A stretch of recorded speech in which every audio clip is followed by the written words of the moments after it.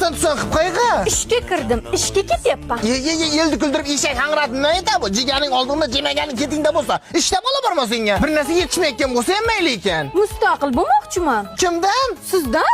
Onalarni ko'rsa, o'zing beringdan mustaqil bo'lish uchun begal erkak aytganini qilasan. Gitel logika. Qarang ustaki, mana bu devorlarni-chi travertin qilamiz. Past polni katil qilamiz. Keyin mana bu agratni o'rtasidan katta basseyn qilib berasiz. Xo'pmi? Bo'ldigacha qachon boshlaymiz? Ha, oyligim chiqsin, men ishlayapman. Ey o'lag'aysin. Indamay aka o'zi kecha ishga kirgan. Men 4 ta joyda ishlab, 5 yilda uyda ba'zir ko'tarib oldim. Bu bir oyda dunyoni o'zgartirib yubormoqchi.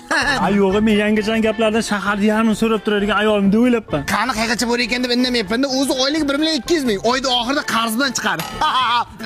Qani xotin necha metr bo'lish kerak basseyn chuqurligi?